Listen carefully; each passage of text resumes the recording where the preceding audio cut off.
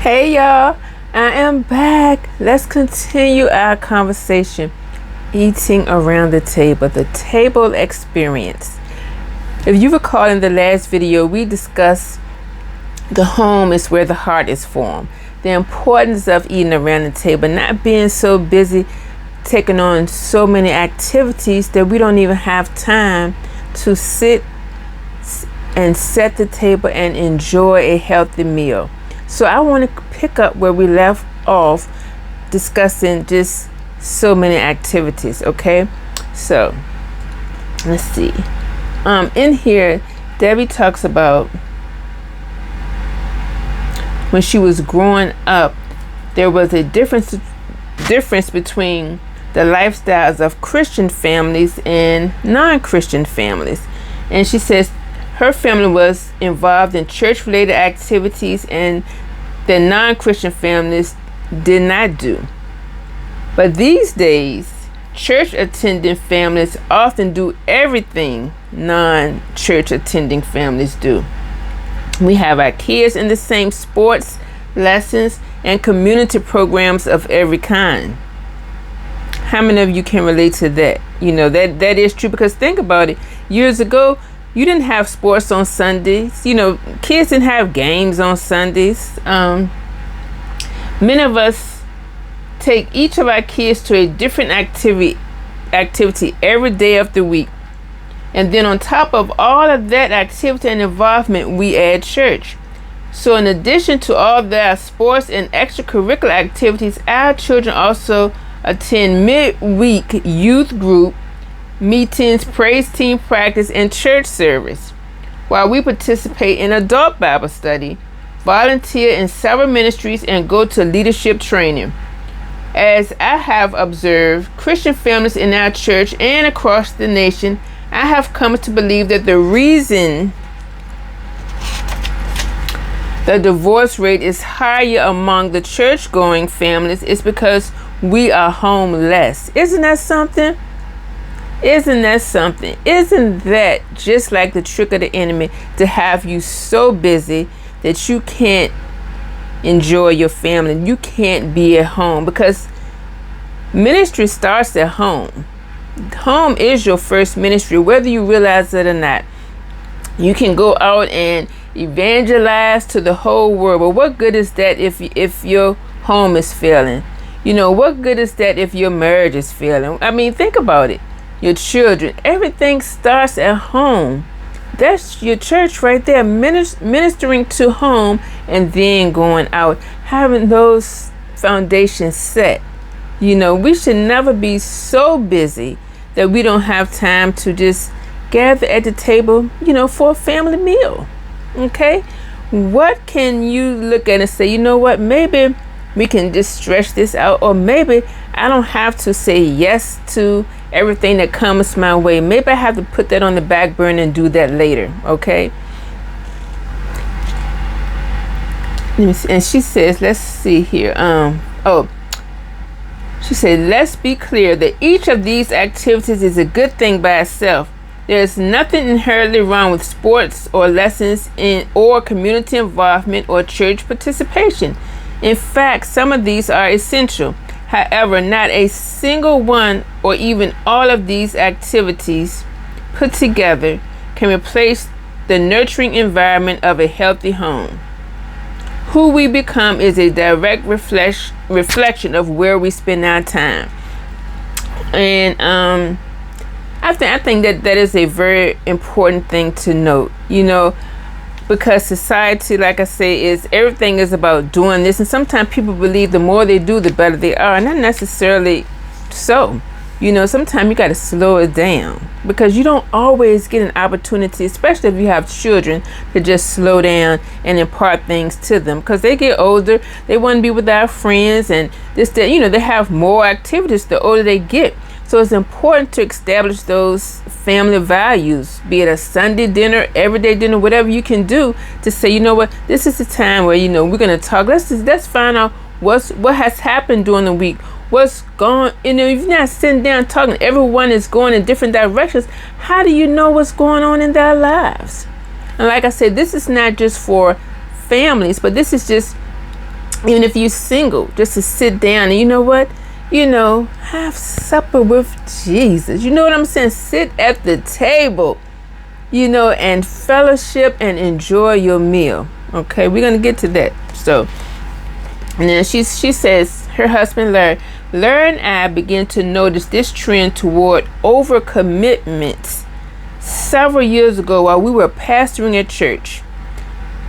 And let me give you a backstory.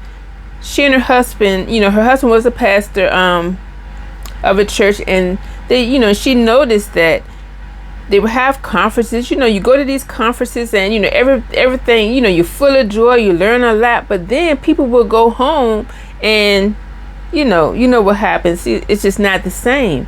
That same joy that was in the conference is like diminished once they got home, so it's not carried over. So it's like, hold up, something is missing here.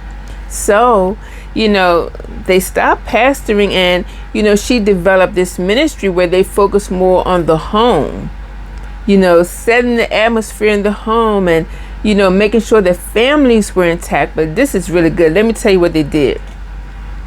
So, okay, Larry and I began to notice this trend toward overcommitting several years ago while we were pastoring a church.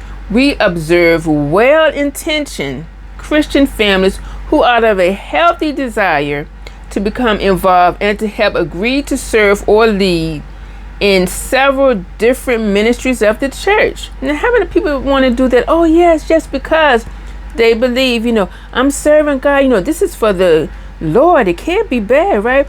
And it's not bad. It is a good thing to serve God. But how many of you also know that you have a responsibility to serve God in your home as well? Let's get back. Okay. As a result, these men, women, fathers, and mothers were often at church several nights of the week, serving in multiple ministries. But back home, no one was at the table. Did you hear that? They were serving in multiple ministries at the church, but no one was at home at the table. Come on here, somebody. Larry made an important decision to help those families. Our church began to limit each person's involvement to one area of ministry. My God. Now think about how blessed that is. One ministry, okay? Because some people are doing too much. You have your family needs you. You have your husband that needs you, your wife that may need you, the children. Okay, to one area of ministry. Pick a ministry, we told them, and do it with all of your heart. Be fully involved in that area, but then the other nights of the week, y'all, come on here, somebody. Listen, they said be fully involved in one ministry. Do it with all of your heart, but the other nights of the week, check this out. Go home and gather around your table with your family. Come on here, somebody. Go home and gather around the table with your family. In this way, our church helps families set healthy boundaries and restore the importance of the family table in their homes. Now, if that doesn't bless you, I don't know what will. Think about that. Think about that. The dinner table is the only place where a family sits 42 inches apart, face to face, and talks for 30 minutes to an hour. The table is the place where our souls are nourished and our character is formed. And it is a place where the supernatural presence of God Himself comes to us and works in our hearts. Isn't that something? Just think on that. Think on that. Now, has your life become so busy that you are no longer coming to your table? Whether you are married or single, with or without child, the bread of the presence wants to meet with you at your family table. He is knocking at your door, inviting you to come and dine with him, but you are too distracted to hear him. Let me say that again. The bread of the presence wants to meet with you at your family table. He is knocking at your door, inviting you to come and dine with him, but you are too distracted to hear him. But are you too distracted to hear him? That's what it says. If so, then you are missing out on the incredible spiritual renewing of his presence at your table.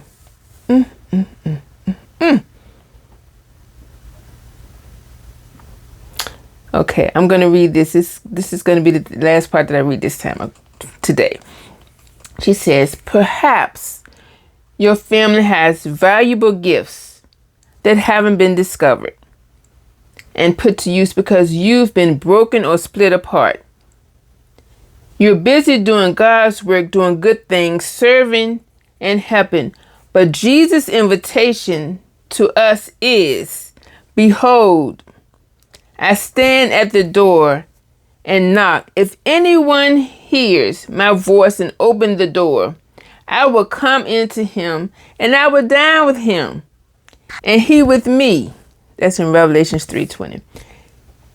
Jesus wants to come in and sit at your table, but for him to come and dine with us, we must first set our table. Woo! Come on here, somebody. That was good. That was good. Question she's asked. Out of 21 regular meals each week, how many does your family eat together on average? What barriers are preventing you from increasing that number? What could you do to remove some of those barriers and increase the number of meals your family eats together? And I just want to leave you with those questions. I'm going to ask them again, okay? Because think on those things this week. Out of 21 regular meals per week, okay? How many does your family eat together on average? What barriers are preventing you from increasing that number? What could you do to remove some of those barriers and increase the number of meals your family eats together? That's what I want you to think on. What can you do? Because as you can see, it's very important that the family sits at the table, that you don't be overly committed in any way that you don't have time to sit at the table. A lot of things happen at the table, so don't take it for granted. Don't think that what you're doing is not important, because that is ministry. Serving your family, cooking a meal, setting the table. And as I said before, it doesn't have to be extravagant. It can, the fact that you're just sitting there having a meal, whatever you have, eat it, make it as healthy as you possibly can for your, that's ministry. Okay. So serve at home. What can you do? All right. We will continue this conversation later. And thank you so much for listening. I will talk to you guys soon.